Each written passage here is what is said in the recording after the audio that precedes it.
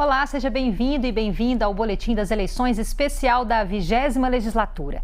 Nós recebemos aqui no estúdio os parlamentares eleitos. Queremos saber o que pensam, o que esperam dos novos mandatos, além da expectativa política para o ano que vem.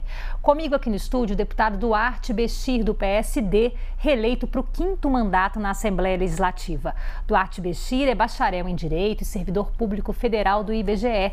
Nasceu na cidade de Cristais, no centro-oeste de Minas, e foi vereador e prefeito de Campo Belo, na mesma região.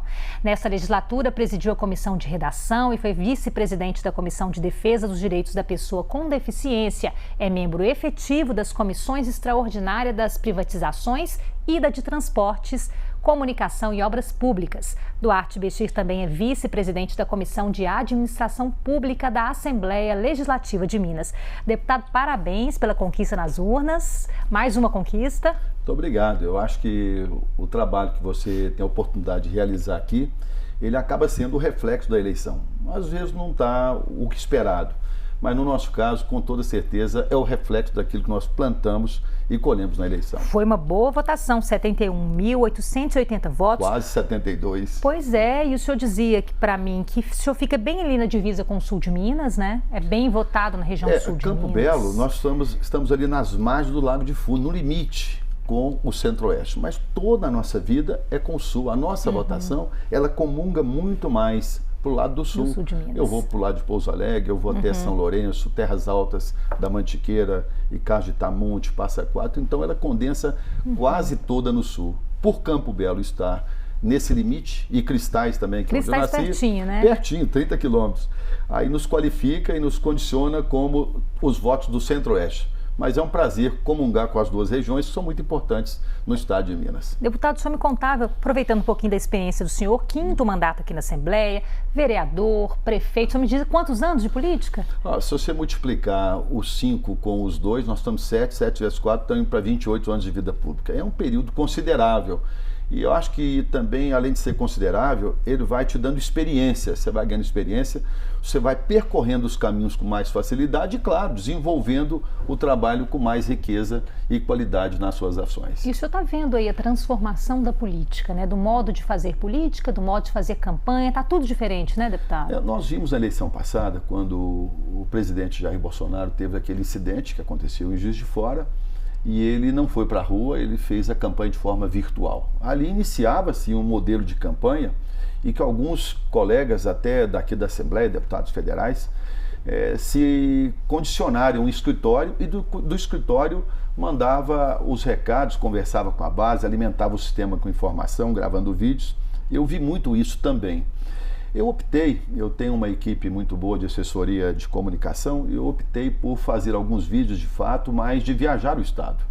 Eu saí daqui num dia, desci na Bahia, porque eu iniciava uma caminhada por Pedra Azul, ali no limite do Vale de Jequitinhonha com a Bahia, e descendo até Diamantina para chegar em Belo Horizonte. É um trecho longo, mas é um trecho que nós tivemos aí quase 7.000 votos. É um trecho muito importante do meu trabalho.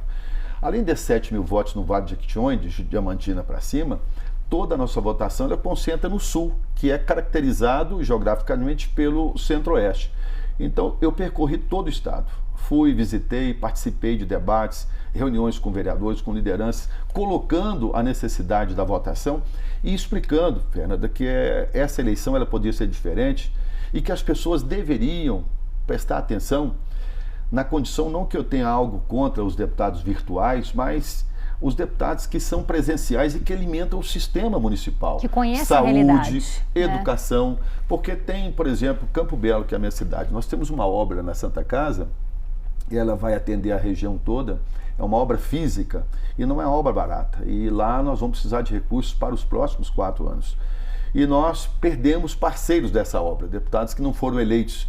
E ganhou deputados que não conhecem a cidade, que nunca foram nela para poder discutir os problemas dela. Ou seja, esse problema vai ficar relegado a nós que fomos eleitos. E aqueles que tiveram votações expressivas de forma virtual, dificilmente irão presencialmente discutir o problema. Então, eu acho que um pouco disso é o sistema eleitoral que precisa ser revisto. Né?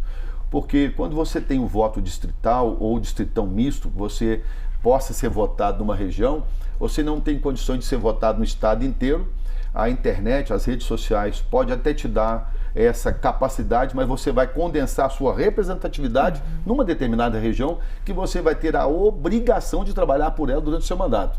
Da forma que é hoje, o deputado virtual viaja todo o estado através das redes sociais, ele não precisa estar presente, ele faz o discurso, muitas das vezes bravo, se exaltando na fala, e aquilo condiciona a pessoa a falar, olha, esse é um homem que tem um perfil que eu gostei. É bravo, é austero, parece ser muito responsável.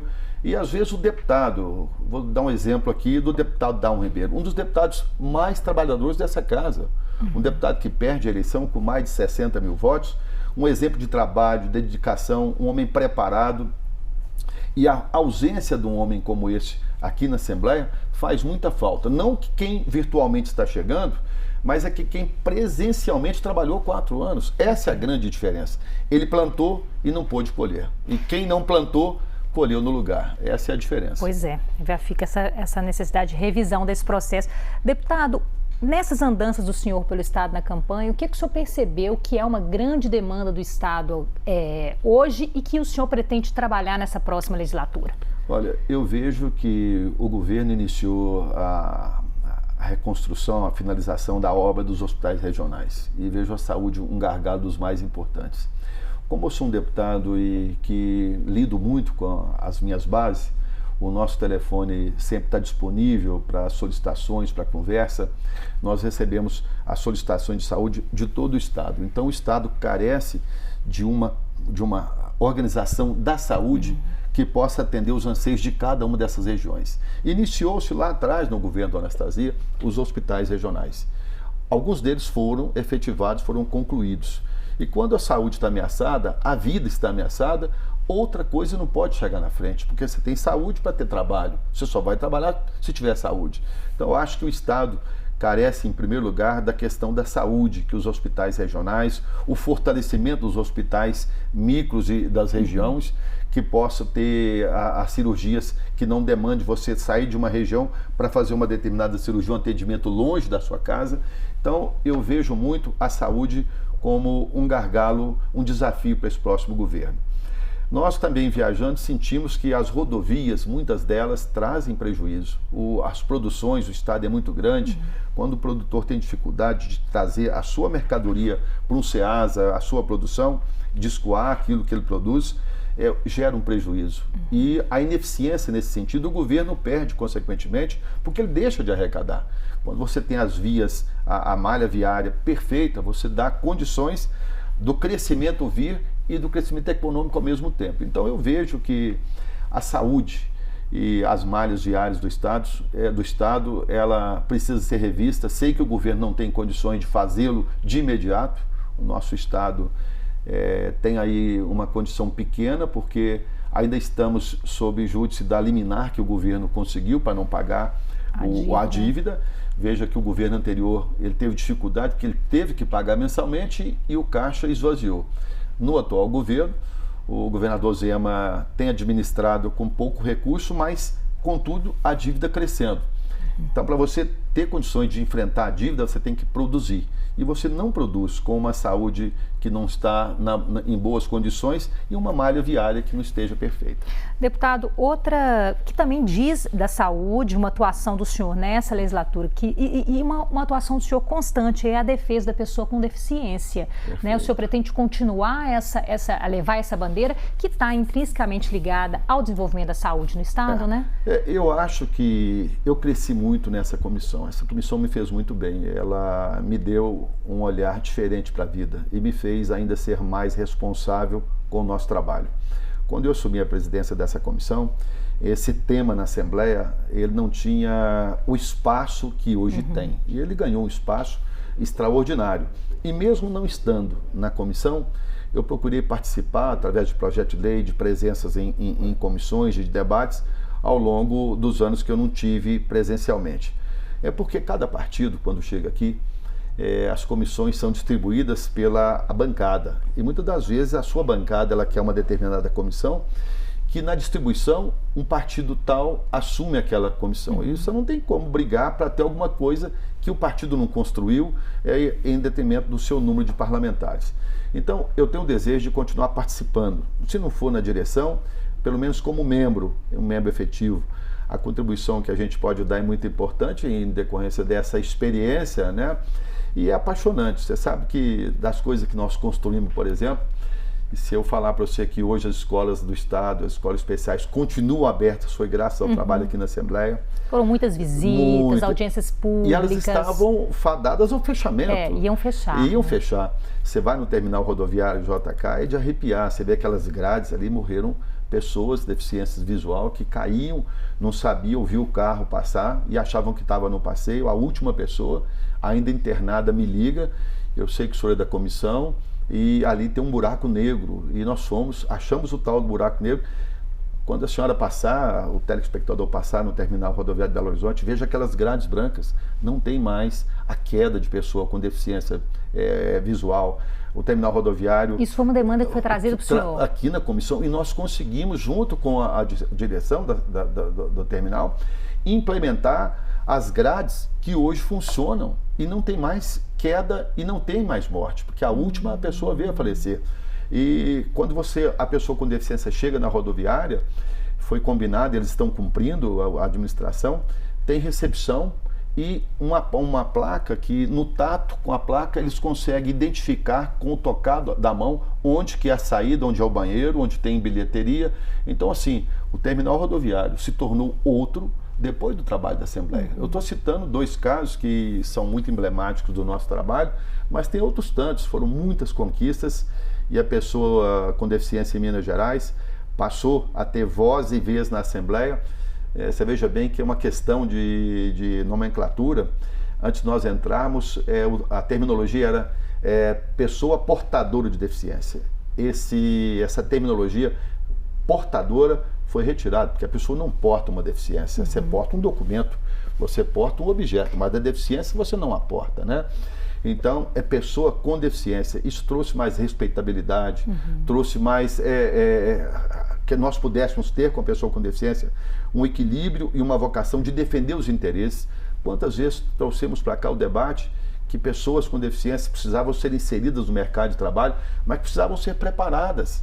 Aqui esteve o Ministério do Trabalho, fazendo aqui do lado de fora, as visitas naquele momento em que as pessoas vinham, entregava a sua capacidade e distribuía os trabalhos. Então, tudo isso passou a ser fiscalizado com a implementação do trabalho na Assembleia. Eu tenho muito orgulho dessa casa e desse trabalho e não quero abrir mão de continuar a fazê-lo. O senhor acredita que agora o PSD elegeu um total 9, né? 9 deputados, um novato, né, Cristiano Xavier. Isso. O senhor acredita que o partido terá um espaço interessante? Como é que deve ser essa formação de forças políticas? Como é que o senhor espera? Você tem aí o quadro instalado, que é quem foi eleito na oposição, que o PT já o era no governo passado, e o governador, como foi reeleito, o PT continuará no seu trabalho, até porque foi uma campanha em que nós vimos o acirramento por parte do governo, as críticas aos governos anteriores, e isso depois produziu o segundo round, que foi na eleição presidencial, quando o governador entrou de corpo e alma na campanha do atual presidente Bolsonaro. Então, automaticamente o PT vai ser a minoria na casa e levar consigo a responsabilidade de ser o contraponto do governo à oposição. Então, nós do PSD, nós somos o partido que mais elegeu na base do governo, juntamente com o PL, que também elegeu 9. Então, os 2 partidos fazem parte da sustentação do governo. Eu quero acreditar, e nós já temos conversado, mesmo que alguns integrantes do PSD no governo passado tiveram presença marcante em vários pontos na oposição, a grande maioria que está sendo formada no PSD, o entendimento que está sendo buscado é fazer parte do apoio ao governo. Então, os 2 partidos, o PL com o PSD, formam 18 deputados, e o desejo nosso, já colocado, compartilhado com os demais, a gente vê esse sentimento da maioria, é de estar com o governo. O senhor acredita que mesmo nessa última legislatura, que ainda está em vigor, a Assembleia teve uma postura mais firme em relação ao governador, né, mantendo independência em alguns posicionamentos? O senhor acredita, como é que o senhor acredita que deva ser agora esse diálogo nesta próxima legislatura, deva caminhar com a reeleição do governador, né? Eu acho que foi um tempo para se esquecer e um tempo de aprendizado. Então, você notou que a Assembleia introduziu o programa Fiscaliza, que nunca havia antes, iniciou nesse governo, a Assembleia entrou com, que é um trabalho importante, mas é o primeiro governo a ser fiscalizado individualmente por secretarias e por tema. O Assembleia Fiscaliza. O Assembleia Fiscaliza, né? É o primeiro que teve essa ação e o governo comprovou que quis a todo momento ser muito claro, aberto, e foram todas as audiências que nós tivemos aqui, que eu participei, que eu acompanhei, foram audiências importantes. Foi um primeiro ponto que esse governo estreou de ser um governo que vai ser pela Assembleia fiscalizado e 2 vezes por ano, saber o que está se fazendo, cumprindo orçamento, obras que foram feitas, que não foram acabadas, né? Então isso foi muito importante. Mas acho que o governador Zema, por ter tido o primeiro mandato, também teve os seus erros, né? E em determinados momentos faltou ao governador a sabedoria política do trato com os deputados. Então, eu me lembro de um capítulo em que o governador disse que os deputados precisariam tirar o bumbum da cadeira. E isso trouxe um desgaste, uma consequência difícil. O líder do governo subiu à tribuna e em 3 vezes, olhando para a direita, para o centro e para a esquerda, ele disse: desculpa, desculpa e desculpa. As 3 palavras ditas e desce da tribuna. Porque ali se acirrava e criava um desentendimento com a casa que o líder soube, naquele momento, costurar para que aquilo acabasse. E acabou naquele momento, mas não precisava ser criado. Então, o governador é um homem de muita... você sabe, nós já sentimos que ele tem consigo o desejo de ser correto, de ser transparente, uma administração honesta. A gente sempre soube e teve esse acompanhamento. O que faltou foi esse amadurecimento político. E ele vem com a experiência. Eu não sou o mesmo quando fui vereador, eu não sou o mesmo quando fui prefeito, e muito menos não sou o mesmo quando cheguei aqui em 2009. O amadurecimento, ele faz parte do cotidiano, do nosso trabalho. E acho que o governo teve muitos acertos, como também, por falta de experiência, teve desacertos com o trato com a Assembleia, e que tudo isso possa agora ser corrigido, porque a intenção do governo é continuar, eu tenho certeza, fazendo um bom trabalho. E a Assembleia, como parceira, também fazer o trabalho dela. Então foi um aprendizado, fica para trás as dificuldades, os desencontros, e que nós levemos os bons momentos para trazer para Minas uma administração vitoriosa, porque tudo que nós fazemos juntamente com o governo, quem ganha na outra ponta é o mineiro e é o nosso desejo. Ok, deputado, muito obrigada pela participação do senhor. Uma boa sorte aí no próximo mandato. Obrigado. Eu quero deixar um abraço carinhoso. É a primeira vez que eu falo à TV Assembleia para os mineiros e aproveitar para fazer o agradecimento. Eu tanto fui votado no Vale como em todo o sul de Minas, uma parte do oeste. Eu não trabalho no Triângulo por questões estratégicas e eu não faço trabalho político. Mas eu quero agradecer a confiança dos mineiros. Foram quase 72 mil votos que me dão a condição de continuar fazendo esse trabalho que eu tanto gosto. E digo, o dia que eu não tiver esse estímulo, que eu não tiver esse desejo, eu não vou candidatar, porque se eu me candidato é para ganhar e é para trabalhar, e é o que eu desejo. Um abraço a todos os mineiros e mineiras, muito obrigado pela confiança e parabéns à Assembleia por essa oportunidade, essa comunicação. Parabéns. Nós agradecemos, muito obrigado ao deputado Duarte Bestir, que esteve aqui com a gente, reeleito mais uma vez para a 20ª legislatura. Continuamos entrevistando os parlamentares que vão compor o novo Parlamento Mineiro. Continue com a gente, TV Assembleia, eleições com todas as vozes.